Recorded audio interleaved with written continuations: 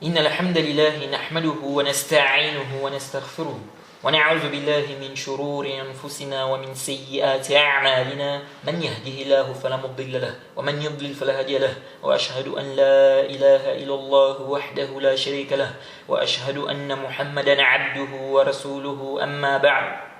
Louange à Allah, le créateur des cieux et de la terre, on le loue tout ce qu'il nous accorde comme bien, comme grâce, une demande de prière, son prophète Mohammed, sallallahu alayhi wa sallam, sa famille, ses compagnons, et tous ceux qui les ont suivis jusqu'au jour de la rétribution. Celui qu'Allah a guidé, personne ne peut l'égarer. Celui qu'Allah a égaré, personne ne peut le guider. Nous sommes toujours dans notre explication du Durar al-Bahiyya fil Masail al-Fiqhiyya, donc les perles magnifiques concernant les questions de jurisprudence de notre imam Muhammad ibn Ali al-Shawkani, qu'Allah lui fasse miséricorde. Nous sommes toujours dans le chapitre de la prière en groupe. Nous sommes dans le lieu numéro 5. قال الإمام الشوكاني رحمه الله: صلاة الجماعة هي من آكد السنن وتنعقد باثنين، وإذا كثر الجمع كان الثواب أكثر وتصح بعد المفضول، والأولى أن يكون الإمام من الخيار ويؤم الرجل بالنساء لا العكس، والمفترض بالمتنفل ولا عكس، وتجب المتابعة في غير مبطل، ولا يؤم الرجل قوما هم له كارهون ويصلي بهم صلاة أخفهم، ويقدم السلطان ورب المنزل والأقرب ثم الأعلم ثم الأسن، وإذا اختلت صلاة الإمام كان ذلك عليه لا على المؤتمين به، وموقفهم خلفه إلا الواحد فعن يمينه، وإمامة النساء وسط الصف، وتقدم الصفوف الرجال ثم الصبيان ثم النساء، والأحق بصف الأول أولو الأحلام والنهى، وعلى الجماعة أن يسووا صفوفهم ويسدوا الخلل ويتموا الصف الأول ثم الذي يليه ثم كذلك. Alors l'imam Shawkani dit la prière en groupe. Elle fait partie des sunan les plus fortement recommandées. Elle se forme à partir de deux. Si les personnes sont nombreuses, la récompense est plus grande. Elle est valide derrière celui qui n'est pas meilleur, cependant, le mieux est que l'imam fasse partie des meilleures personnes.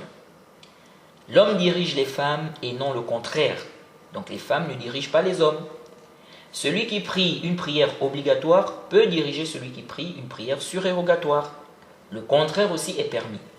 Donc celui qui prie une prière surérogatoire peut diriger celui qui prie une prière obligatoire. Il est obligatoire de suivre l'imam à moins que ce soit dans une chose qui annule la prière. L'homme ne doit pas diriger des gens qui détestent qu'il soit leur imam. Il doit alléger la prière. On fait précéder le dirigeant, le gouverneur, dans le fait de diriger, ainsi que le propriétaire de la maison ou du fief, et celui qui connaît plus le Coran, puis le plus connaisseur, donc celui qui connaît plus, puis le plus âgé. Si une erreur survient dans la prière de l'imam, elle est sur lui et non sur ceux qui prient derrière lui. Leur position doit être derrière l'imam, sauf si le prieur est seul avec l'imam. À ce moment, il se met à sa droite. La femme qui dirige d'autres femmes se met au milieu. On fait précéder les rangs des hommes, puis ceux des enfants, puis ceux des femmes. Ceux qui sont plus en droit d'être au premier rang sont ceux qui sont pubères et qui sont doués de raison. Le groupe doit bien arranger les rangs et ne pas laisser des espaces dans le rang. Ils doivent compléter le premier rang, puis celui qui suit, et ainsi de suite. Fin des citations. Alors, on est toujours sur la question du deuxième groupe après celui de l'imam. C'est-à-dire, l'imam a terminé la prière à la mosquée. Des gens arrivent en retard. Ont-ils le droit de prier en groupe? On a vu que les savants ont divergé sur cette question. Là, on parle d'une mosquée où on a un imam fixe. Alors, on a commencé à mentionner les arguments de ceux qui disent qu'il est détestable de faire un deuxième groupe après celui de l'imam. On a cité, je crois, deux arguments déjà. Alors, le troisième argument qu'ils avancent, le hadith du prophète qu'on a déjà vu, où il dit « J'ai eu l'envie de donner l'ordre de rassembler du bois, puis d'ordonner qu'on fasse l'azan, puis de demander à un homme de diriger les gens, afin de pouvoir surprendre des hommes qui n'assistent pas à la prière donc la prière en groupe, afin de brûler leur maison. On a déjà vu ce hadith. C'est dans le Sahih al-Bukhari et le Sahih Muslim. Alors, l'aspect argumentatif. Ils disent, ce hadith montre que c'est détestable de faire un deuxième groupe après celui de l'imam. Car si c'était légiféré, le prophète n'allait pas vouloir brûler les maisons de ceux qui ne viennent pas prier avec le premier groupe. Avec le premier groupe, donc avec l'imam. Car il peut venir prier avec le deuxième groupe ou le troisième groupe, et ainsi de suite. Donc ça montre qu'il est obligatoire de prier avec le premier groupe. Ça montre qu'il est détestable de prier dans le deuxième groupe ou de faire un deuxième groupe après celui de l'imam. Mais cet argumentaire-là ne tient pas. Limaza, lèche, pourquoi? Car le hadith, parle d'autre chose. Ça ne montre pas qu'il est détestable de faire un deuxième groupe. Le groupe qu'on a décrit au départ, des gens qui ont des excuses. Donc, lorsqu'on a parlé du cas qu'on autorise, votre argumentaire peut tenir si vous prenez ce hadith pour réprouver des gens qui veulent faire deux groupes dans la mosquée. C'est-à-dire, ils décident d'avoir deux imams. Un imam qui prie d'abord. Après, des gens vont faire encore un autre groupe. Là, on dit oui, vous pouvez prendre ce dalil comme argument. Ceci car le hadith montre qu'il est obligatoire de prier avec le premier imam, ou l'imam principal, ou le premier groupe. Car quand le prophète dit il n'assiste pas à la prière avec qui? Avec lui. Donc c'est clair. Or nous ne parlons pas du fait de délaisser la prière à la mosquée avec l'imam principal. Car on a bien dit que la prière en groupe à la mosquée est obligatoire pour celui qui entend l'azan. Donc, si quelqu'un dit « Je ne prie pas à la mosquée avec l'imam principal alors qu'il entend l'azan, je vais prier après lui. Donc je vais faire un autre groupe après lui. » Ici, nous disons « Ce n'est pas permis. » Et on peut prendre ce hadith-là comme argument. Mais le problème ne se situe pas à ce niveau. Le problème concerne des gens qui ont des excuses et qui sont arrivés en retard à la mosquée. Peuvent-ils prier en groupe ou pas? C'est ça la question. On ne parle pas des gens qui décident volontairement de délaisser la prière avec l'imam pour venir en groupe, bien pour venir prier en groupe après le groupe de l'imam. Ceux-là sont dans le péché déjà, en délaissant la prière en groupe avec l'imam principal, sans excuse, alors qu'ils entendent l'azan. Jade. C'est pourquoi d'ailleurs, on se rend compte que le hadith que vous citez concerne des gens qui n'ont pas d'excuses. Car comment le prophète peut vouloir brûler les maisons des gens qui ont des excuses qui leur permettent de délaisser la prière en groupe? Donc ça montre clairement qu'ils n'avaient pas d'excuses. Ils délaissaient la prière en groupe expressément. Et nous sommes d'accord que celui qui agit ainsi, ce n'est pas permis. Parce que c'est obligatoire, il doit prier obligatoirement à la mosquée s'il entend l'azan. Vous voyez? De plus, on a vu que le hadith parlait des hypocrites. Ils avaient quelle excuse?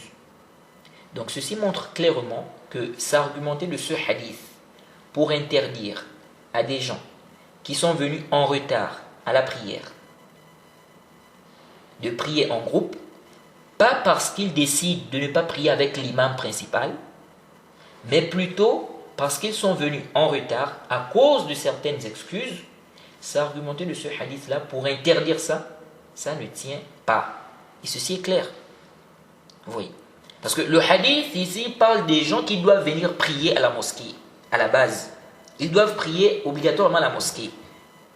Parce que pourquoi brûler la maison des gens, c'est-à-dire pourquoi on va brûler des maisons des gens sur qui la prière n'est pas du tout obligatoire à la mosquée. Donc ça montre ici qu'on parle bien des gens dont la prière obligatoire est obligatoire, la prière en groupe, pardon, dont la prière en groupe est obligatoire à la mosquée. C'est-à-dire pourquoi on va venir brûler la maison des gens dont la prière en groupe, naam, n'est pas du tout obligatoire à la mosquée. Donc le hadith parle bel et bien des gens dont la prière en groupe est obligatoire à la mosquée. Et donc, si le hadith parle de ces gens-là, il ne convient pas de prendre ça comme argument, car on n'a pas dit que celui dont la prière est obligatoire à la mosquée, s'il entend l'adhan, ou celui dont la prière est obligatoire à la mosquée, on n'a pas dit qu'il doit délaisser la prière avec l'imam pour venir faire un deuxième groupe. Non, ça on n'est pas d'accord. On n'est pas d'accord qu'il doit faire cela, c'est-à-dire délaisser la prière avec l'imam pour venir faire un deuxième groupe. Donc, le hadith, on peut s'argumenter du hadith pour réprimander celui-là. Celui qui dit, moi je ne vais pas prier avec l'imam. J'attends qu'il termine, je vais faire un deuxième groupe. Alors qu'il doit obligatoirement prier avec l'imam.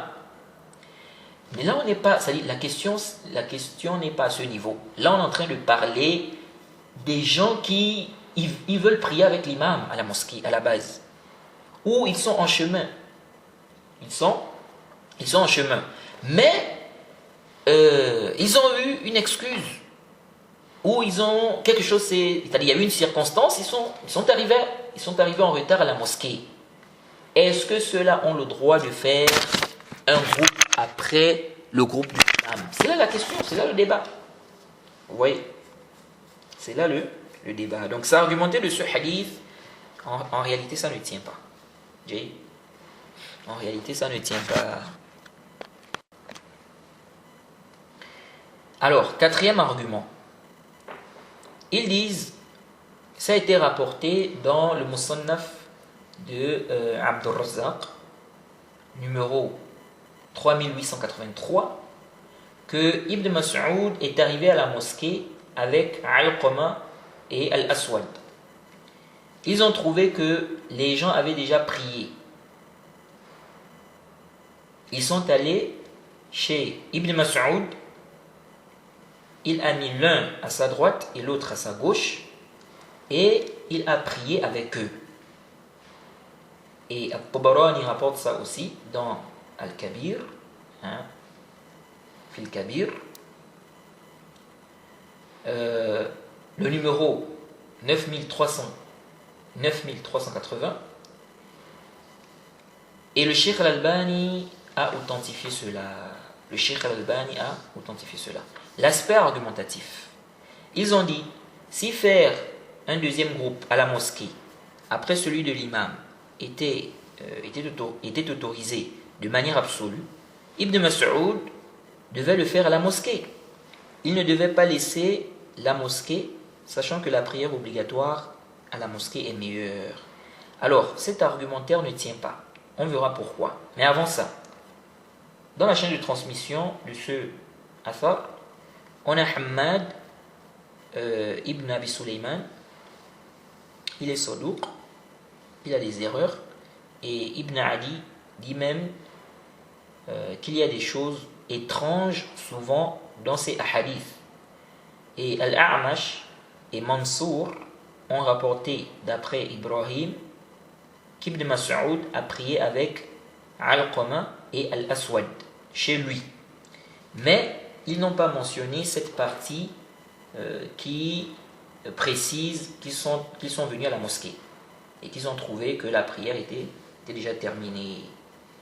Donc leur version se trouve dans le Sahih Muslim. Leur version se trouve dans le Sahih Muslim. Je me demande, est-ce que c'est la même histoire?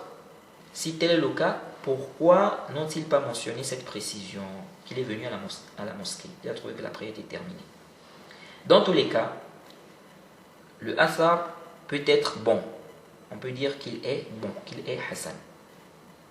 Mais nous disons la même chose qu'on a dite lorsqu'on a parlé du hadith d'Abi Bakr. On dit que le prophète est arrivé, il a trouvé que les gens avaient déjà terminé la prière, il est retourné chez lui, il a regroupé sa famille, il a prié. Lorsque Ibn Mas'ud est venu, il a trouvé des gens qui avaient déjà prié ou pas?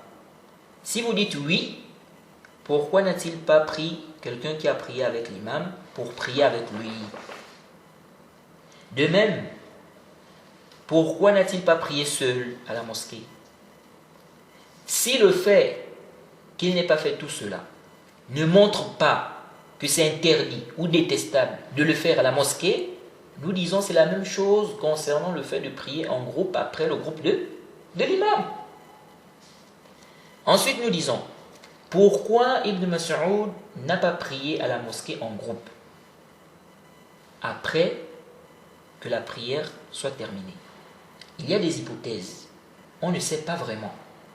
On ne sait pas vraiment. Comme a dit le cheikh Ibn Uthaymin. On ne peut donc pas prendre ça comme argument. Pourquoi? Car il se peut qu'Ibn Mas'ud n'a pas prié en groupe à la mosquée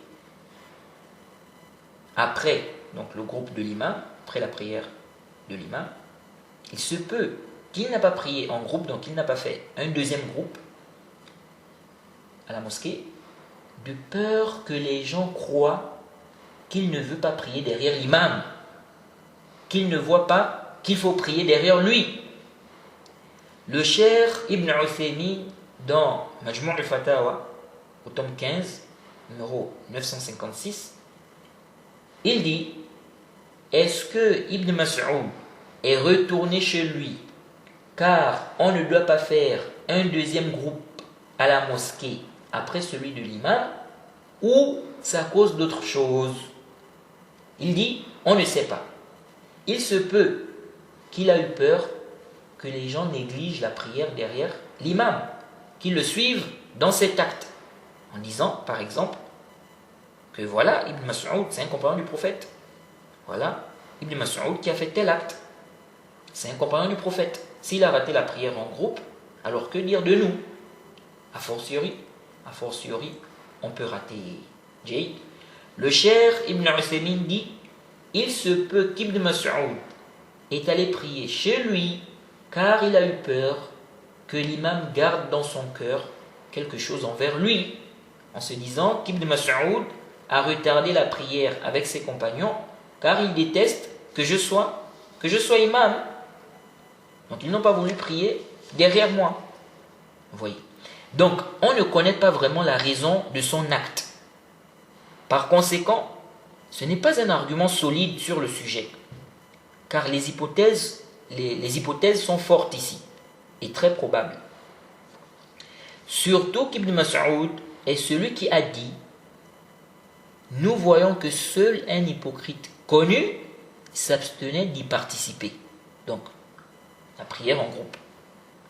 Participer à la prière en groupe, on a déjà vu ça. Le récit est dans le Sahih Muslim. Donc, on peut très bien penser qu'ici, ce qui a fait qu'il reparte chez lui, c'est pour éviter que des gens ont des mauvaises idées, des mauvaises pensées. Vous voyez. Donc ça c'est clair. Et dans le cas où si on prend le athar, le athar qu'on avait mentionné, où on a dit qu'il a regroupé, qu'il a prié en groupe à la mosquée, plutôt, qu'il a prié en groupe à la mosquée. Si on prend ce athar-là, si on dit qu'il est authentique, on va dire que ici il avait regroupé car la même raison n'était pas présente. Donc la même raison, bien la raison qui a fait en sorte qu'il reparte prier en groupe chez lui. Cinquième argument qu'ils avancent, le athar d'Al-Hassan. Ils disent qu'il a dit, lorsque les compagnons de Mohammed rentraient dans une mosquée dans laquelle les gens avaient déjà prié, ils priaient seuls, donc individuellement. Ibn Abi Shayba a rapporté cela, c'est le numéro 7188, et c'est authentifié par le Cheikh Al-Albani. Alors, je n'ai pas envie de rentrer dans trop de débats concernant l'authenticité de ce athar, mais ce athar ne montre pas que c'est interdit ou détestable de prier en groupe après le groupe de l'imam, donc après la prière de l'imam. Car c'est venu dans le Musannaf d'Ibn Abi Shayba avec une chaîne de transmission authentique. Tome 2, page 221. Al-Hassan a dit, il détestait prier en groupe, donc faire un groupe après le groupe de l'imam, donc l'imam a terminé la prière, les gens arrivent, donc faire un autre groupe après la prière de l'imam. Il a dit quoi? Il détestait prier en groupe par peur du dirigeant, du gouverneur. Ceci montre clairement la raison. Ça veut dire que le dirigeant ne voulait pas qu'ils agissent ainsi. Et il se peut que c'était pour éviter que les gens décident de ne pas prier derrière le dirigeant, le gouverneur. Vous voyez, en s'argumentant de leur acte. Vous voyez, parce que, vous savez, à l'époque, les dirigeants, les gouverneurs dirigeaient les prières. Vous voyez. Mais aujourd'hui, c'est rare. Le gouverneur se contente de désigner des gens, des imams, des gens qui vont diriger la prière. L'imam Abdur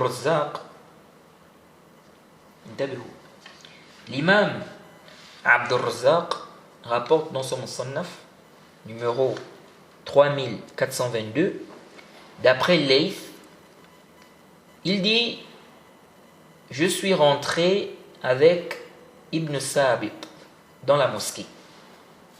Ibn Sabit, donc avec le signe, le bas et le pas. Il dit l'imam était au sujoud. Certains d'entre nous ont fait le sujoud. Certains ont interdit de faire la prière surérogatoire avant celle obligatoire. Ou certains se préparaient pour le sujoud. Lorsque l'imam a fait le taslim, Ibn Sabit, qui est donc un tabi'i, il s'appelle Abdurrahman, Ibn Abdillah, Ibn Abdurrahman, Ibn Sabit. Ibn Sabit. Donc, il dit, lorsque l'imam a fait le taslim, Ibn Sabit s'est levé et il a prié avec ses compagnons en groupe. J'ai dit cela à Ata. Donc, Layth dit, j'ai dit cela à Ata. Il a dit, c'est ce qu'il convenait de faire. C'est ce qu'il convient de faire. Il a dit, c'est ce qu'il convient de faire. J'ai dit, on ne fait pas ça chez nous. Donc Layth dit, on ne fait pas ça chez nous. Il a dit, donc Ata a dit, ils ont peur. Fin de citation. Il a dit quoi? Ils ont peur. Donc ils ne font pas ça parce qu'ils ont peur. Donc Layth dit, on ne fait pas ça chez nous. Donc il a parlé, il a expliqué ce qui s'est passé. Ata a dit, c'est ce qu'il convient de faire. Maintenant lui il dit, on ne fait pas ça chez nous. Et qu'est-ce qu'il a dit? Il a dit, ils ont peur. Donc ils ne font pas ça parce qu'ils ont peur. Ceci montre bien que des salafs ne faisaient pas un deuxième groupe, donc après la prière de l'imam, par peur, pas parce que ce n'est pas du tout légiféré à la base. C'est pourquoi Ibn Abdil Barr, dans Al-Istithkar, au tome 4, à la page 68, il dit il détestait prier en groupe, donc faire un deuxième groupe après le groupe de l'imam, par peur du gouverneur, du dirigeant. Et Ibn Rajab a confirmé que cet avis disant que c'est détestable, donc de faire un deuxième groupe après le groupe de l'imam, il a confirmé que cet avis était appliqué au temps de Bani Umayya, afin qu'on ne pense pas, que celui qui prie en groupe après le groupe de l'imam contredit le gouverneur, qu'il voit qu'il ne faut pas prier derrière lui ni derrière celui qu'il désigne comme imam dans une mosquée. Fin des citations. Ça, c'est dans le Fath al-Bari, au tome 6, à la page 8. Comme j'ai dit, avant, les dirigeants dirigeaient les prières. Vous voyez. Et ça, c'est Ibn Rajab qui mentionne cela. Parce qu'il y a Ibn Hajar et il y a Ibn Rajab. Les deux ont expliqué le Sahih al-Bukhari. Et l'explication des deux, n'est-ce pas, porte le même nom. Bien, on va dire, c'est le même titre, Fath al-Bari. Donc, Ibn Rajab, son explication, c'est Fath al-Bari. Ibn Hajar, son explication aussi, c'est Fath al-Bari. Donc, souvent, il y a des gens qui s'embrouillent. Hein? Donc, on a Ibn Rajab et on a Ibn Hajar. Ibn Rajab, lui, il n'a pas terminé son explication de Sahih al-Bukhari. Ibn Rajab. Par contre, Ibn Hajar, lui, il a terminé son explication. Donc, si on prend ce qui est mentionné dans ces athars-là, ou bien si on comprend que la raison pour laquelle des salafs n'ont pas prié après le groupe de l'imam, donc en groupe, si on comprend que la raison, c'est la peur du gouverneur, ou pour ne pas qu'on pense qu'il ne voit pas qu'on doit prier derrière les imams, ou bien les imams que le dirigeant désigne, si on comprend que c'est ça la raison, donc on comprend clairement que ce n'est pas parce que ce n'est pas légiféré à la base. Et ça veut même dire que s'il n'y avait pas cette peur, cette crainte, ils allaient prier en groupe. Et donc, tous les athars que vous pouvez citer qui montrent qu'un tel n'a pas prié en groupe, il a prié seul, ou il est parti prier en groupe chez lui, il ne convient pas de s'argumenter de ça pour affirmer avec certitude qu'ils ont agi ainsi, ou bien qu'il a agi ainsi, parce que c'est détestable de faire un autre groupe à la mosquée. Car déjà, la raison a été citée clairement par des salafs et des savants. De deux, si on trouve un athar où la raison n'est pas citée, il n'en demeure pas moins que cette grosse hypothèse plane ici. Donc, sur quelle base on va affirmer avec certitude qu'ils n'ont pas fait ceci, bien qu'ils n'ont pas fait cela, car c'est détestable. Car c'est détestable dans la législation. Alors que l'autre hypothèse est plus forte même. Donc de dire que c'est par peur ou pour pas que les gens pensent, pour que les gens ne pensent pas que voilà, ils ne voient pas qu'il faut prier derrière l'imam qui a été désigné par le dirigeant. Vous voyez. Cette hypothèse même, ces hypothèses-là, si on trouve un athar où la raison n'est pas mentionnée, mais cette hypothèse-là est plus forte même. Vous voyez. Car elle est confirmée par des paroles des salafs même, parmi ceux-là même qui ont rapporté ce que vous dites. Et donc, si on se rend compte que la raison, c'était ce qu'on a cité, aujourd'hui, cette raison n'est quasiment plus présente. Et même si elle est présente, dans un endroit, le jugement sera limité à cet endroit. On ne doit pas généraliser. Aujourd'hui, quel dirigeant empêche qu'on fasse un deuxième groupe après le groupe de l'imam? Peut-être un imam dans une mosquée, mais un dirigeant, quel dirigeant? Un gouverneur. Quel gouverneur? Vous voyez. Alors, le sixième argument, et je crois que c'est le dernier,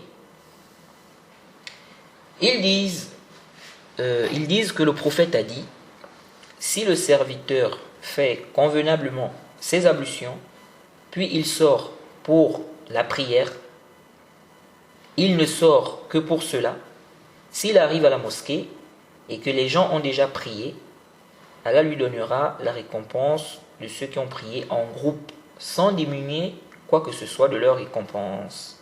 Le hadith est rapporté par l'imam Abu Daoud, c'est le hadith numéro 564, et bien d'autres, et c'est authentifié par le Cheikh Al-Albani. L'aspect argumentatif est intabihu huna, car c'est l'une des grandes preuves qui m'avait fait adopter l'avis de ceux qui disent que c'est détestable de faire un deuxième groupe après le groupe de l'imam. Et c'est l'un de leurs arguments les plus forts, même si on verra qu'en réalité, ça ne tient pas, pour dire que c'est détestable de faire un deuxième groupe après le groupe de l'imam. Ils disent: celui qui a une excuse a la récompense du groupe, même s'il prie seul. Celui qui a une excuse a la récompense du groupe, même s'il prie seul. Alors, quel est l'intérêt de faire encore un groupe? Vous parlez des gens qui ont des excuses. Mais celui qui a une excuse, il a la récompense du groupe, même s'il prie seul. Donc quel est l'intérêt de venir encore faire un groupe à la mosquée? On prie simplement de façon individuelle. Chacun prie de son côté. On n'a plus besoin de faire un groupe. Vous voyez? Donc il n'y a plus d'intérêt. Alors, intabihu huna. Déjà, le hadith a des problèmes au niveau de l'authenticité, mais ceci ne cause pas de problème, car on a déjà vu le hadith authentique qui confirme ce sens. Le prophète a dit: si le serviteur est malade ou en voyage, on lui inscrit ce qu'il avait l'habitude de faire lorsqu'il était résident en bonne santé. C'est dans le Sahih al-Bukhari, on a déjà vu ce hadith. Donc, il n'y a pas vraiment d'ishkal par rapport au sens. Alors, en réponse à cet argumentaire, nous disons: cette problématique se pose aussi chez vous. Comment ça? Car vous dites qu'Ibn Mas'ud est venu à la mosquée, il a trouvé que la prière était déjà terminée, il est retourné chez lui, il a prié en groupe. Vous dites, le prophète est venu, il a trouvé que la prière était déjà terminée, il est retourné chez lui, il a prié en groupe, avec sa famille. Alors, on vous pose la question: le prophète et Ibn Mas'ud, selon vous, avaient des excuses ou pas? Puisque vous authentifiez les deux textes. Ont-ils décidé de délaisser la prière en groupe sans excuse valable, alors que c'est le prophète qui a réprimandé ceux qui ne viennent pas prier en groupe à la mosquée? Et Ibn Mas'ud est celui qui a dit: nous voyons que seul un hypocrite connu s'abstenait d'y participer, donc de venir prier en groupe. Donc ce qui est clair, c'est qu'ils avaient des excuses. Alors, on vous pose la question: s'ils avaient des excuses, ça veut dire, parce que est-ce qu'on peut dire que le prophète va délaisser la prière en groupe sans excuse valable? Il ne vient pas prier en groupe, ou bien Ibn Mas'ud, vous voyez. Donc, c'est clair ici qu'ils avaient des excuses. Alors, on vous pose la question: s'ils avaient des excuses, ça veut dire que s'ils priaient seuls à la mosquée, ils allaient avoir la récompense de la prière en groupe, selon vous. Alors, pourquoi ont-ils décidé d'aller prier en groupe chez eux? Vous vous dites, si on vient en retard et qu'on a une excuse, on prie seul dans la mosquée. Comme on peut prier en groupe, et vous dites ça. Vous dites, donc déjà, première problématique, c'est celle qu'on vient de soulever. Ils avaient des excuses, pourquoi ont-ils décidé d'aller prier en groupe chez eux? Ça c'est un. Deux, vous vous dites, si on vient en retard et qu'on a une excuse, on prie seul dans la mosquée.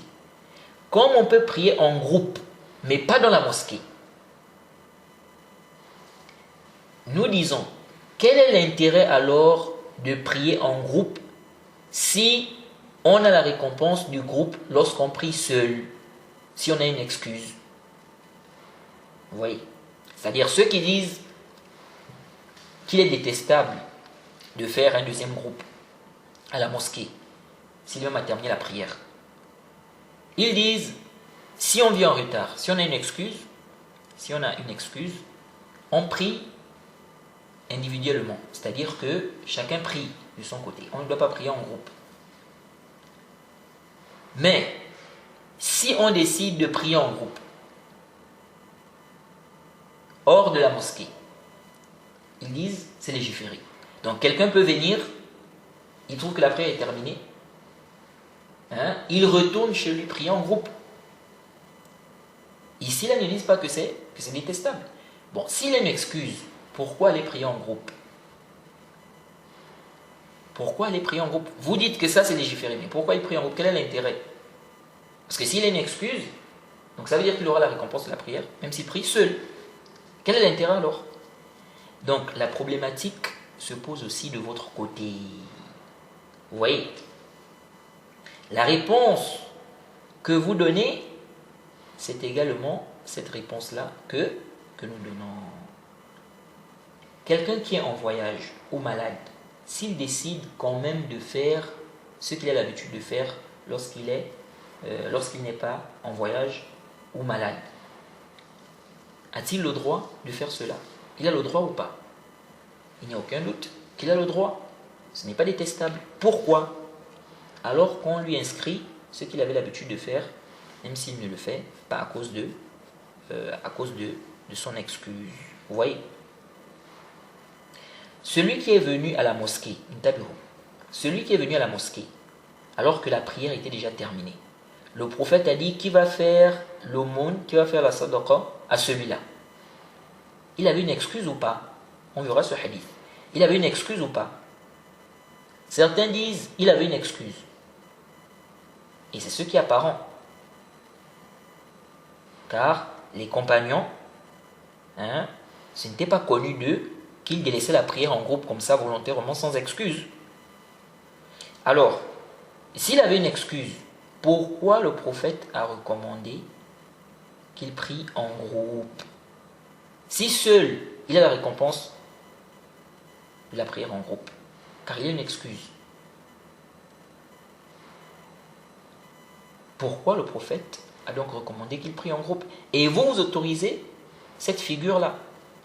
Si quelqu'un vient en retard, il prend quelqu'un qui a prié avec l'imam, il prie avec lui. Vous dites que c'est autorisé. Vous dites que c'est autorisé. S'il a l'excuse, c'est autorisé. Donc quel est l'intérêt? Donc vous voyez que la problématique se pose aussi de votre côté. Donc, si le fait que celui qui a une excuse a la récompense de la prière en groupe, même s'il prie seul, ne montre pas que prier en groupe hors de la mosquée, chez soi, est détestable et sans intérêt pour vous, nous disons ceci ne montre pas aussi que prier en groupe à la mosquée, pour ceux qui ont des excuses après le groupe de l'imam, après la prière de l'imam, est détestable et sans intérêt. Est détestable et sans intérêt. Maintenant, quelqu'un peut dire, mais si on a la récompense complète lorsqu'on a une excuse, pourquoi faire l'acte alors? Si quelqu'un qui a l'habitude de prier en groupe a une excuse, on dit, s'il a l'habitude de prier en groupe et qu'il a une excuse, n'a pas pu prier en groupe, la prière est terminée. Même s'il prie seul, il a la récompense de la prière en groupe. Alors, pourquoi faire l'acte? Pourquoi prier encore en groupe? Vous voyez? Donc, si on dit que si on dit qu'on a la récompense complète, lorsqu'on a une excuse, pourquoi faire alors l'acte? La réponse à cela se trouve dans une mas'ala. Quelle est cette mas'ala? Dans un hadith, le prophète a parlé de quelqu'un qu'Allah a accordé de la science, mais pas de l'argent, pas des biens. Et il dit, si j'avais de l'argent, des biens, j'allais faire la même œuvre qu'un tel. Et il est véridique. Le prophète a dit, ils ont la même récompense. Le hadith est rapporté par l'imam Tirmizi. C'est le hadith numéro 2325. L'imam Ahmed aussi. Le hadith numéro 18031. C'est authentifié par le Cheikh Al-Albani. Alors ici, il y a un ishkal, il y a un problème. Comment l'autre a œuvré? Lui, il n'a pas œuvré. Rien qu'avec son intention, il obtient la même récompense que celui qui a œuvré.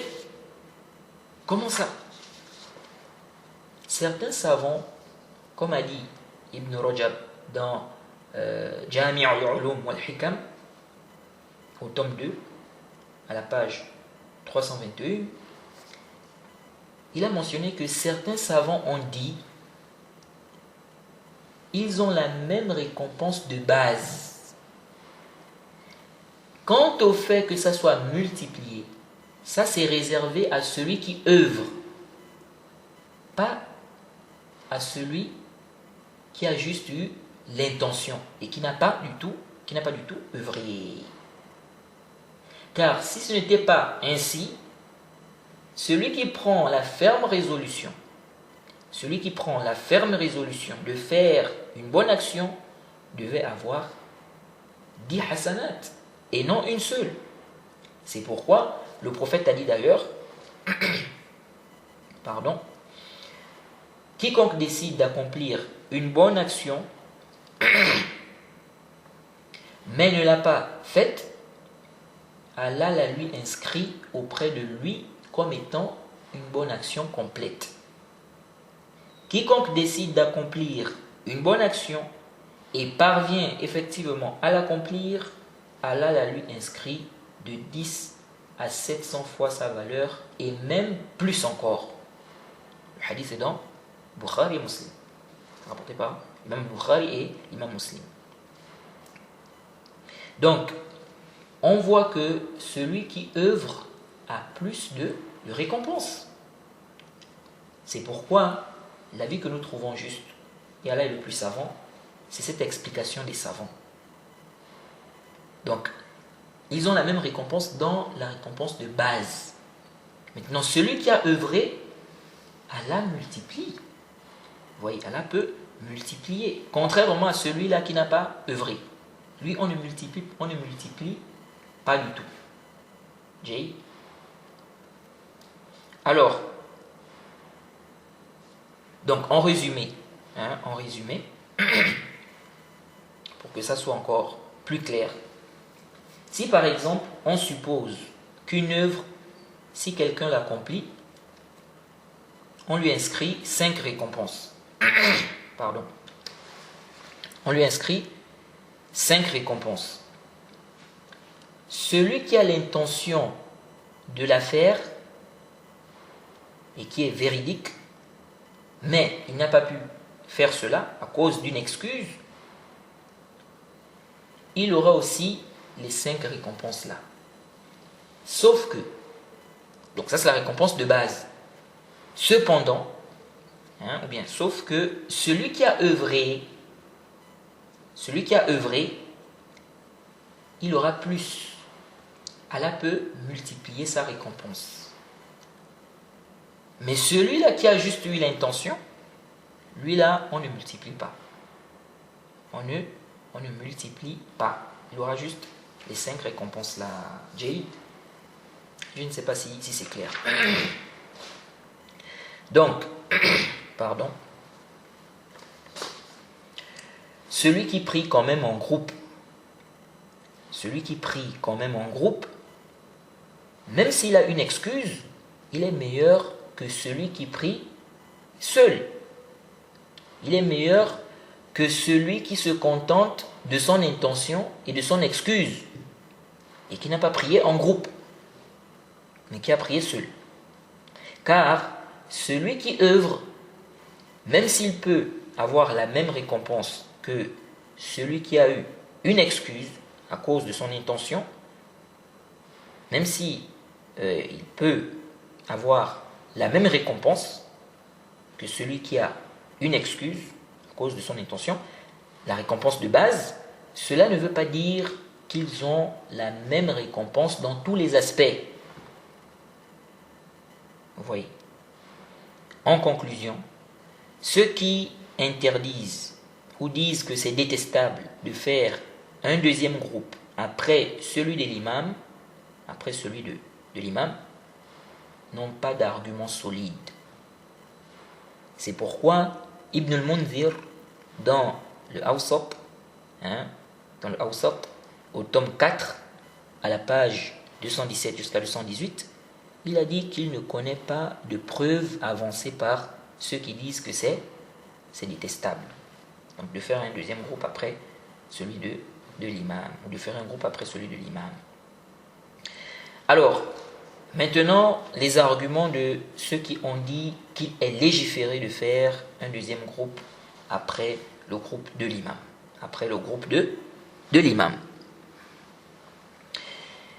Le hadith d'Abi Sa'id al-Khudri. Un homme est venu prier au temps du prophète, donc à la mosquée. La prière était déjà terminée. Le prophète a dit, qui va faire la sadaqa à celui-là, en priant avec lui. Le hadith est rapporté par l'imam Abu Daoud. C'est le hadith numéro 574. Tirmizi aussi rapporte cela, et bien d'autres. C'est authentifié par le Cheikh Al-Albani. Et plusieurs savants ont mis comme chapitre, par rapport à ce hadith, la permission de faire un deuxième groupe après celui de l'imam. Dans ce hadith, on voit clairement qu'il y a eu un deuxième groupe après celui de l'imam. Et le prophète n'a pas reprimandé cela. Au contraire. Certains ont dit cet argumentaire ne tient pas. Car ici, il est question de quelqu'un qui a déjà prié avec l'imam. Or, le débat, c'est sur des gens qui arrivent.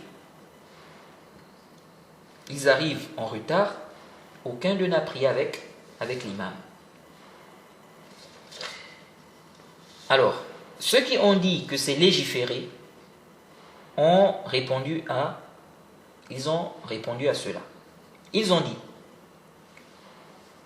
si on a la récompense d'une prière en groupe, lorsqu'on a quelqu'un qui prie une prière obligatoire et l'autre une prière surérogatoire, donc les deux prient ensemble, deux personnes qui font la prière obligatoire devraient également avoir la récompense d'une prière en groupe a fortiori. Celui qui prétend le contraire doit apporter la preuve. Même les Ahl al-Zahir, qui sont trop accrochés au texte apparent et qui ne prennent presque pas en compte l'essence de ce qui est voulu, la illa, qui préfèrent se limiter à ce qui est dit mot à mot, même eux n'ont pas fait cette différence-là. De dire que si on prend quelqu'un qui a prié avec l'imam, ici c'est légiféré, et si ce sont des gens qui viennent en retard, aucun d'eux n'a prié avec l'imam, ici ce n'est pas, c'est détestable. Même les Ahl al-Zahir n'ont pas fait cette différence-là. En tout cas, à ma connaissance. Le Cheikh Ibn Uthaymin dit même, est-ce qu'on peut concevoir que le messager d'Allah interdise à deux personnes qui viennent en retard, la prière est déjà terminée, il leur interdit de prier en groupe et il demande plutôt à quelqu'un qui a déjà prié de prier avec celui-là. Il dit même dans le Majmu' al-Fatawa, il dit, si on permet à celui-là de prier en groupe, donc celui qui est venu, n'est-ce pas, pardon, celui qui est venu là en retard, il dit, si on permet à celui-là de prier en groupe, on va interdire à deux personnes qui rentrent de prier en groupe. Ça, c'est parmi les choses les plus éloignées qu'on puisse dire. Deux groupes ont été faits dans la mosquée du prophète avec son approbation. C'est même lui qui a ordonné cela.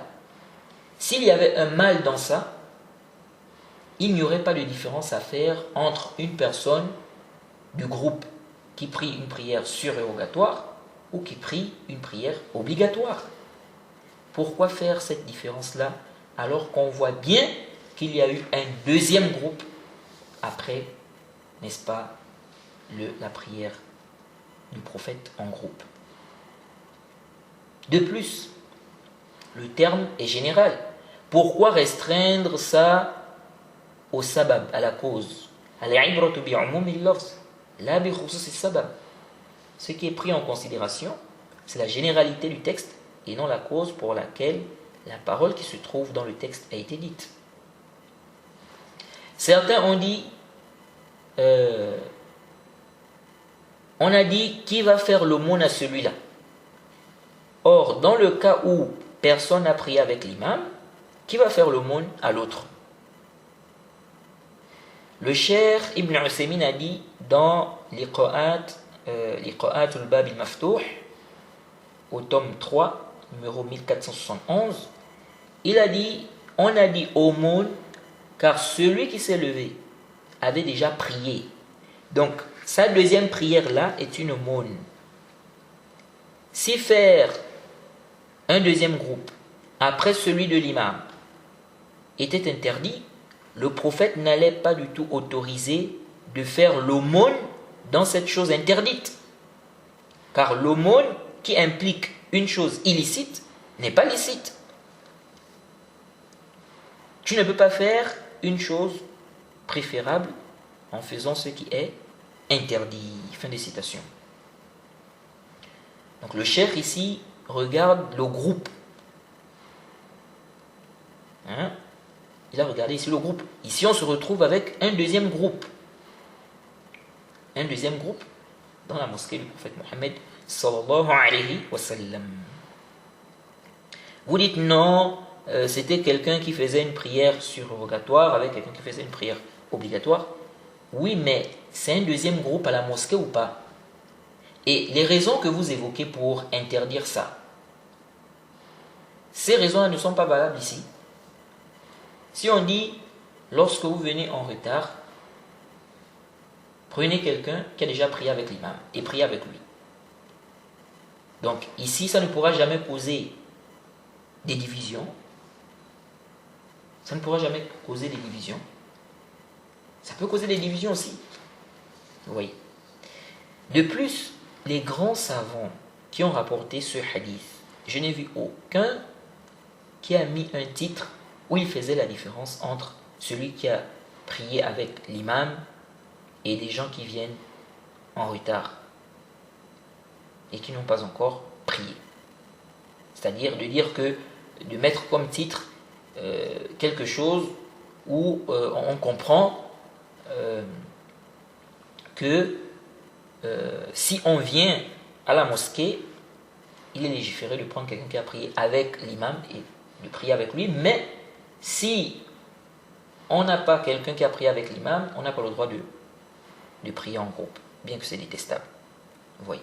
Je n'ai pas vu, parmi les grands savants qui ont rapporté ce hadith, je n'ai vu aucun qui a mis un titre où il faisait la différence entre celui qui a prié avec l'imam et des gens qui viennent en retard, qui n'ont pas encore prié, à part peut-être le titre mentionné par Ibn Hibban, mais qui n'est pas clair, parce qu'il a dit quoi? Il a dit la permission pour celui qui a prié en groupe dans une mosquée de prier à l'intérieur en groupe une seconde fois.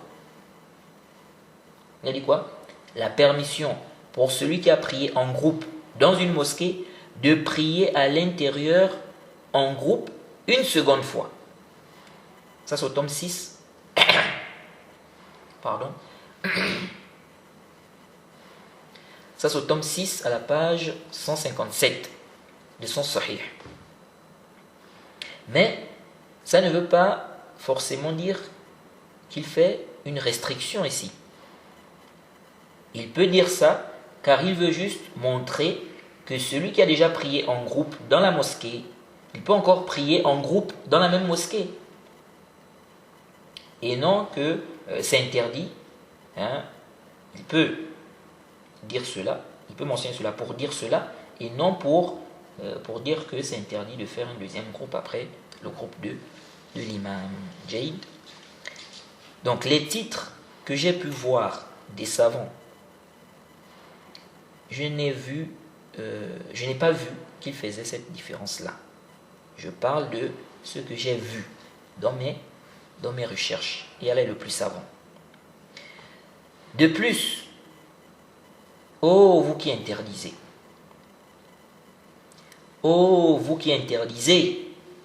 de faire un deuxième groupe après le groupe de l'imam, qui vous a précédé parmi les salafs dans le fait de restreindre ce hadith au cas que vous autorisez? Et si c'est l'autre cas, non. Et est-ce que ce compagnon-là, lorsqu'il est arrivé, est-ce qu'il était accompagné d'autres compagnons ou d'un autre compagnon? Pour qu'on prenne ça comme argument pour interdire aux gens, ou même pour dire que c'est détestable, ceux-là qui viennent en retard, que c'est détestable qu'ils fassent un deuxième groupe, ou bien pour dire que c'est interdit qu'ils fassent un deuxième groupe après le groupe de l'imam. Ce qui est apparent, c'est qu'il était seul. C'est pourquoi le prophète a demandé à quelqu'un qui avait déjà prié de prier avec lui, afin qu'il prie en groupe. Ce n'est pas pour dire que c'est interdit si des gens arrivent, n'est-ce pas, que c'est interdit qu'ils prient en groupe. Soi-disant parce que, ou bien que c'est détestable, soi-disant parce que parmi eux, il n'y a personne qui a prié avec l'imam. Vous voyez. Parmi les preuves de ceux qui disent qu'il est légiféré de faire un deuxième groupe après celui de l'imam, les hadiths qui montrent les mérites de la prière en groupe. Les textes qui montrent les mérites de la prière en groupe. Notamment le hadith où le prophète dit la prière en groupe est meilleure que celle faite seule de 27 ou 25 degrés dans une autre version, 25 degrés. Et on a déjà vu ce hadith. Alors, on a ce hadith, on a le hadith où le prophète dit la prière d'un homme avec un autre est plus pure que sa prière faite seul. Qu'il prie avec deux autres hommes est plus pure que sa prière faite seul. Jaïd. Et ce qui est nombreux est plus aimé auprès d'Allah. Ça c'est rapporté par Abu Daoud. C'est le hadith numéro 554. L'imam Nasa'i rapporte cela aussi. C'est le hadith numéro 843. Et bien d'autres. Il est authentifié par le Cheikh Al-Albani. Ce hadith a des problèmes au niveau du isnad, mais, donc le dernier hadith que j'ai mentionné, mais quand on regroupe toutes les voix, les shawahid, c'est un hadith authentique. Il a été authentifié par des grands savants du hadith parmi les salaf même. Ce hadith montre que prier à deux est meilleur que prier seul. Prier à trois est meilleur que prier à deux. Plus le nombre est grand et plus c'est aimé auprès d'Allah. Le Cheikh Ibn Uthaymin a dit dans son explication Mumti' au tome 4 à la page 231, il a dit lorsqu'il a parlé du hadith en question, donc le dernier hadith que j'ai mentionné, il a dit ceci est un texte clair qui montre que la prière d'un homme avec un autre est meilleure que sa prière faite seule. Il a dit si on dit qu'on ne fait pas de groupe, donc que c'est mieux de prier seul, on aura rendu ce qui n'est pas meilleur, meilleur, méritoire. On aura contredit le texte. Fin de citation. C'est-à-dire, le texte montre que la prière d'un homme est meilleure avec un autre que celle faite seule. Si on dit qu'on ne fait pas de groupe, on prie seul, ce qui est mieux c'est de prier seul, alors on va inverser les choses. On dira que c'est prier seul qui est meilleur. Or, ceci contredit clairement le texte. Donc, prier la prière obligatoire qu'on a ratée en groupe est meilleur que prier cette prière-là seul. Il n'y a pas d'ishkal sur ce point-là. Et le hadith qu'on vient de citer confirme cela. Et c'est général. C'est général. Sauf que la question qui se pose maintenant, les mérites qui sont venus dans le hadith qui parle de 27 degrés, 25 degrés, sont-ils restreints à la prière en groupe à la mosquée avec l'imam principal ou c'est général, peu importe l'endroit où on va accomplir la prière en groupe? Bien évidemment, dans un endroit qui est licite. Alors,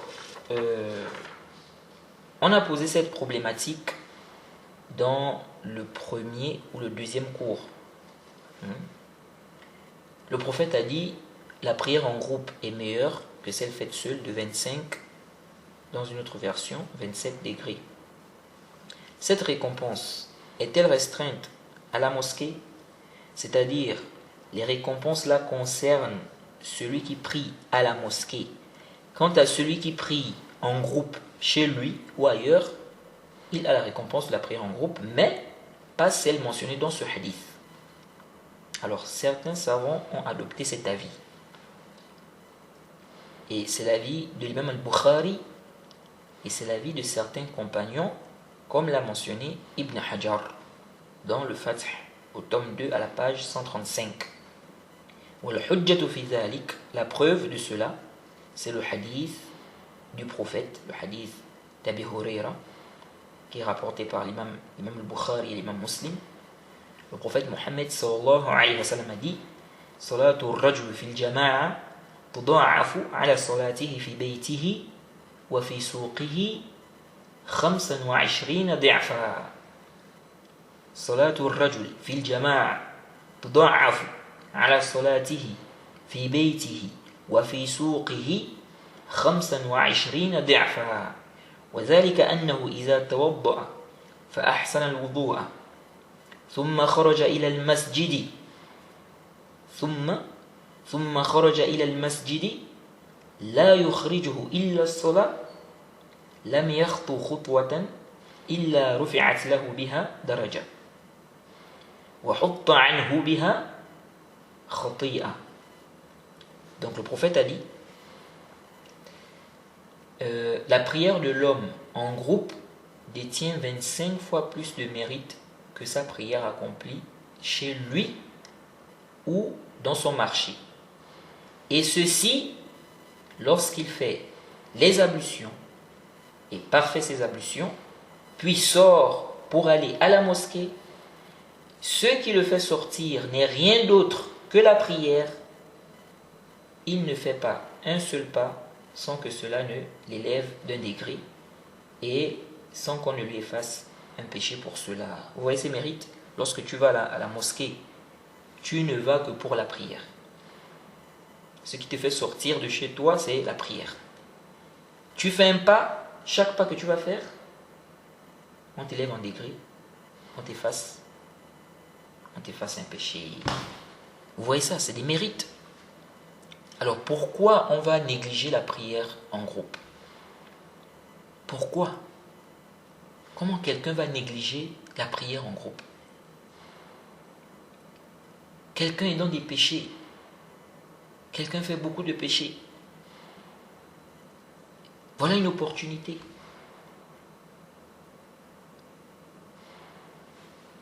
Alors, quel est l'aspect argumentatif ici?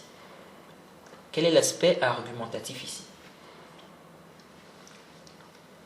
Le prophète a bien dit que la prière en groupe détient 25 fois plus de mérite que celle faite par l'homme chez lui et au marché. Et il a dit ceci lorsqu'il fait les ablutions, puis sort vers la mosquée ou se dirige à la mosquée. Donc il aura ces mérites-là à quel moment? S'il va où? À la mosquée. S'il va à la mosquée. Donc ici, ça montre de manière apparente que la récompense là, c'est pour celui qui prie en groupe à la mosquée et non celui qui prie en groupe chez lui ou dans son marché. Jaïd. D'ailleurs, Ibn Hajar, dans le Fath, lorsqu'il a expliqué ce hadith, il a mentionné que Ibn Daqiq al-Eid a dit ce hadith implique que la prière en groupe à la mosquée surpasse celle faite seule ou en groupe à la maison et au marché. Il a dit quoi? Ce hadith implique que la prière en groupe à la mosquée surpasse celle faite seule ou en groupe à la maison et au marché.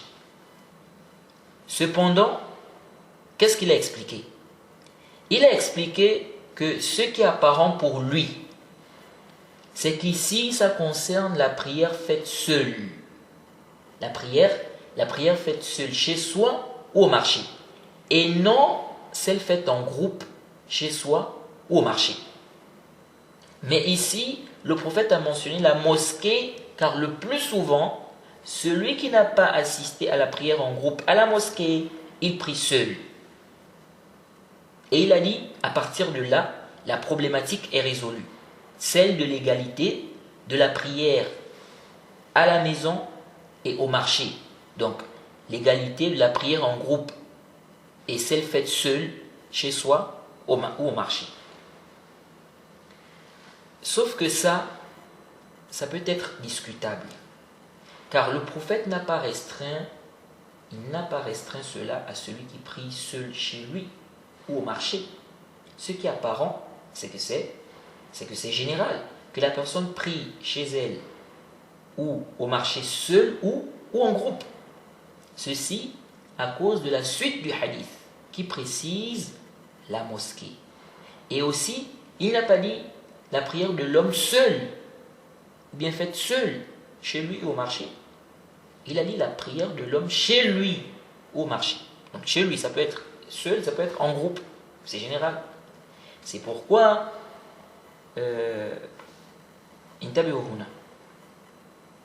déjà, ça veut dire quoi? Ici, ça veut dire que lorsqu'il a dit en groupe au début, là est le plus savant, c'est-à-dire en groupe à la mosquée. Car on voit bien que dans la suite du hadith, il parle de la mosquée. Ça veut dire qu'il vise la prière en groupe à la mosquée. Donc, c'est pourquoi Ibn Hajar a apporté une objection ici à la parole de Ibn Daqiq al-Aid. Il a dit ceci, et subhanallah, le Fath al-Bari d'Ibn Hajar est un trésor pour les musulmans. C'est vraiment dommage que certains étudiants négligent ce livre lorsqu'ils font des recherches. Je vous dis que ce livre, le Fath al-Bari d'Ibn Hajar, je vous dis que ce livre est un trésor pour les musulmans. C'est un trésor. C'est un héritage énorme qu'on a eu là, qu'Ibn Hajar nous a laissé. Qu'Allah lui fasse miséricorde. Qu'Allah lui fasse miséricorde. Qu'Allah lui fasse miséricorde. Il a fait un travail énorme dans ce livre.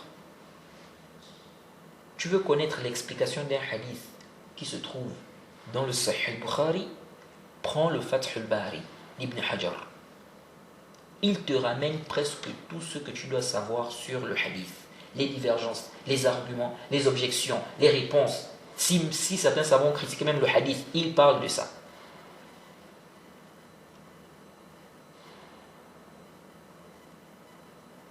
C'est presque une explication même des Kutub Sitta.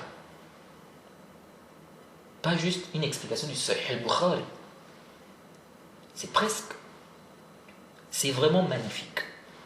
Ce livre est un chef-d'œuvre. Ce livre, le Fath al-Bari d'Ibn Hajar, est un chef-d'œuvre. Il n'y a rien à dire. Et il y a également le Fath al-Bari d'Ibn Rajab, qui est magnifique. Beaucoup négligent ça aussi. Mais c'est vraiment magnifique aussi.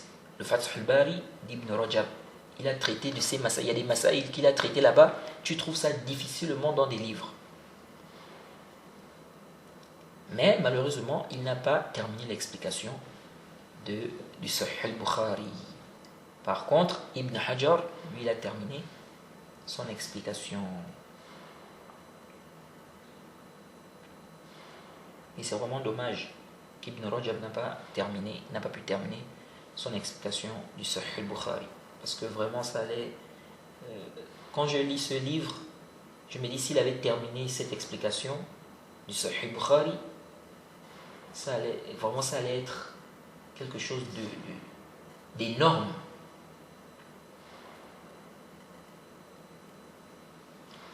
Et vraiment, voilà des hommes qui ont travaillé pour ce dîn. Nous, qu'est-ce qu'on a fait? Qu'est-ce qu'on a fait pour l'islam? Qu'est-ce qu'on a fait pour les musulmans? Qu'est-ce qu'on a fait réellement? On a fait quel travail? Vraiment qu'Allah nous aide, qu'il nous pardonne, qu'il nous facilite et qu'Allah nous accorde la sincérité et qu'il nous facilite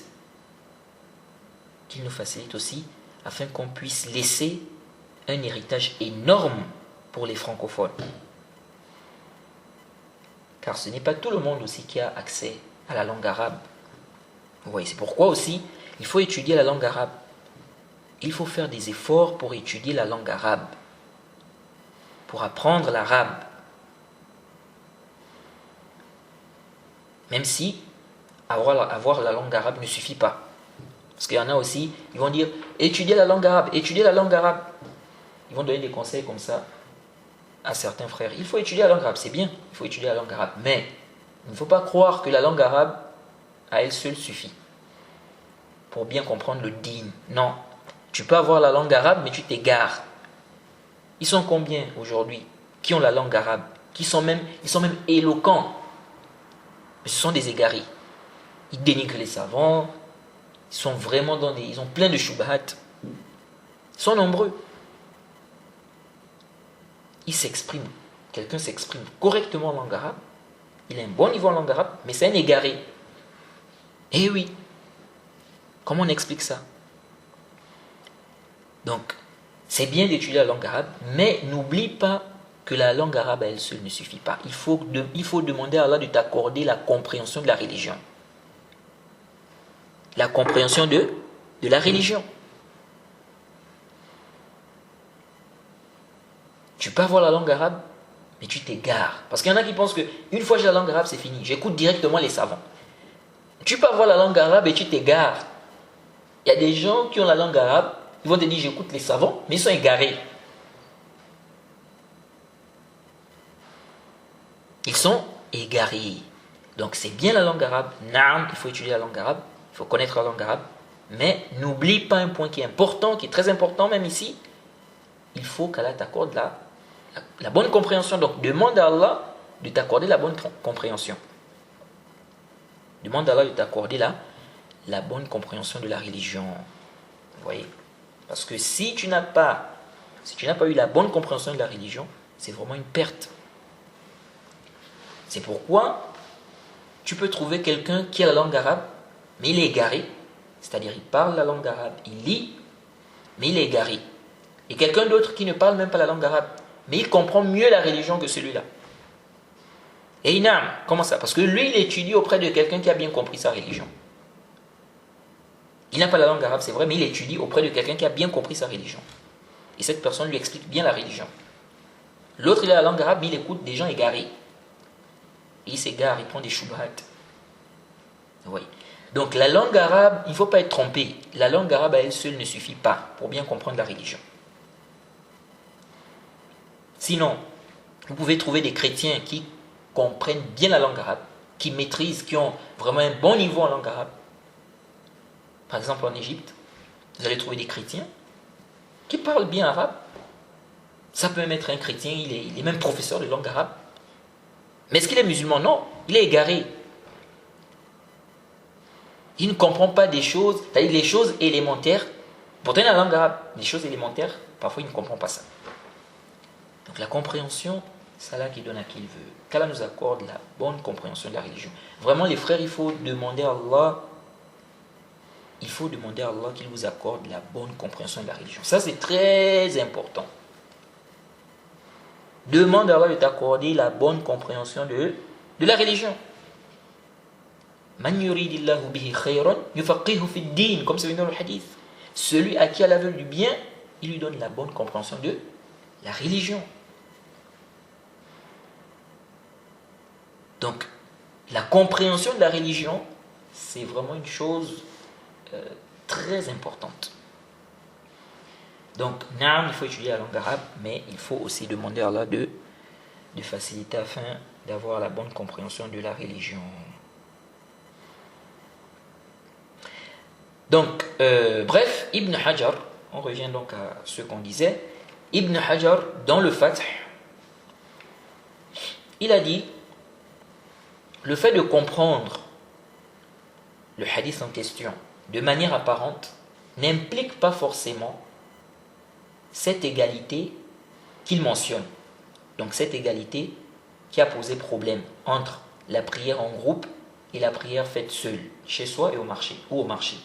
Il dit, car le fait qu'elle ne soit pas meilleure, donc la prière en groupe chez soi ou au marché, et celle faite seule chez soi ou au marché, le fait qu'elle ne soit pas meilleure que celle faite en groupe à la mosquée n'implique pas inévitablement que l'une n'est pas meilleure que l'autre.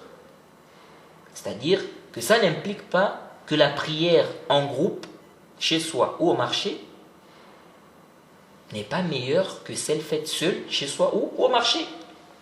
Je ne sais pas si c'est clair.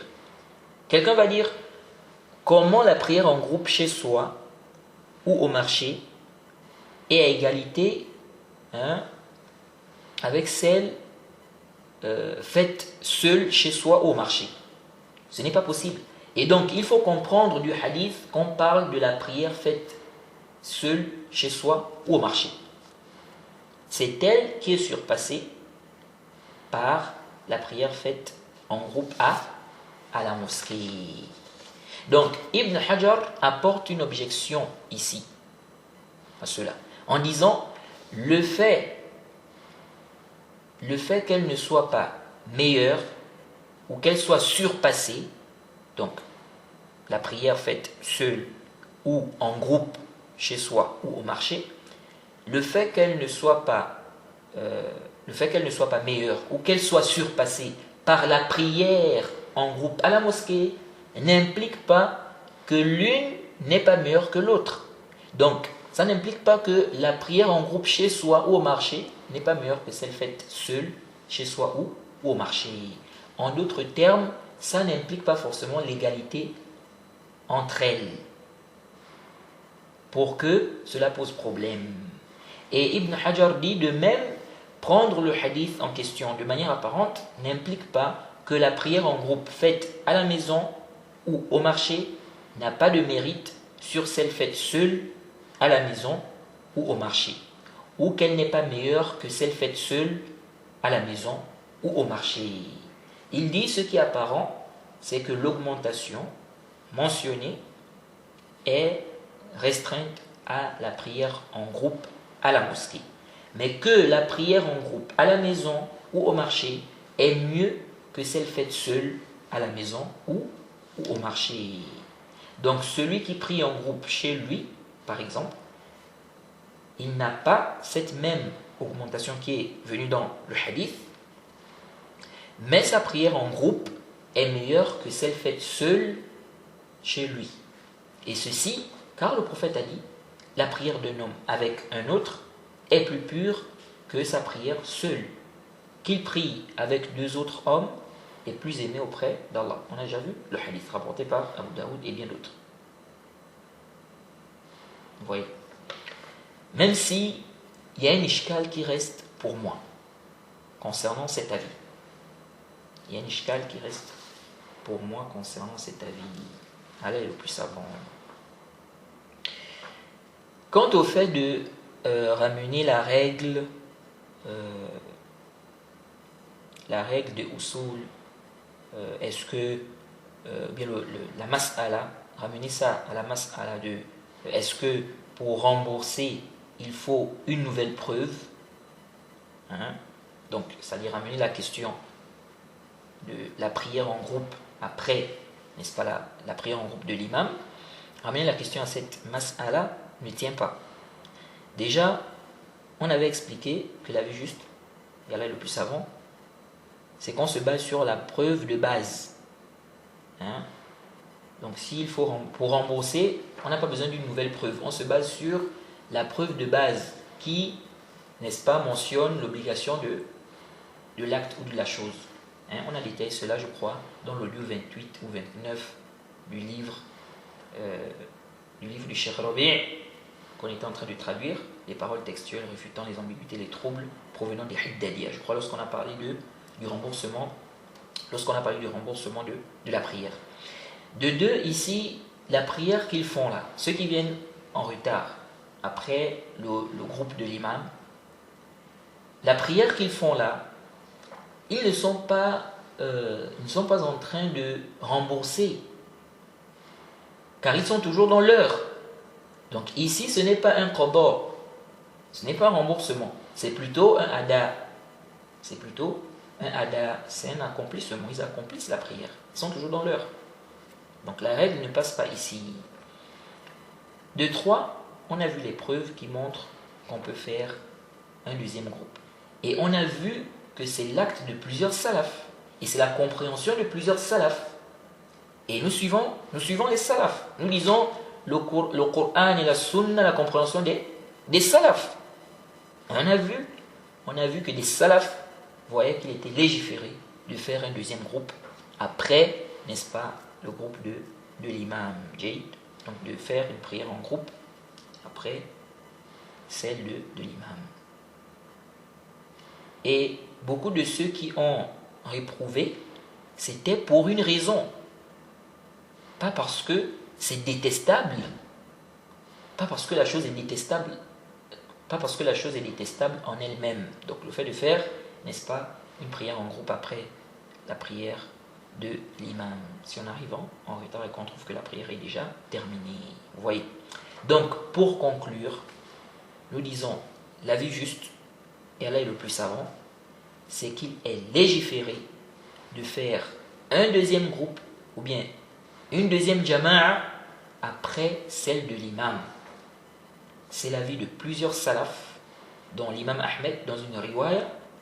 C'est aussi l'avis de beaucoup de savants, contemporains, on a cité quelques noms au début, et c'est même l'avis du Lajnat al-Da'ima, du comité permanent des savants d'Arabie Saoudite. Vous voyez. Et c'est l'avis que nous soutenons maintenant avec force. Et Allah est le plus savant. Jay. Alors, on s'arrête ici.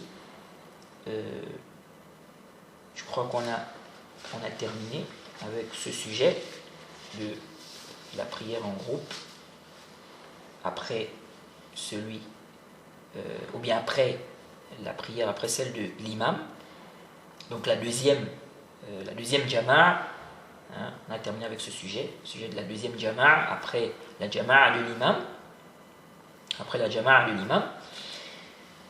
Et donc, le prochain cours, on va continuer, on va revoir certaines masaïl qu'on n'a pas évoquées, qu'on avait déjà mentionnées, mais qu'on n'a pas détaillées.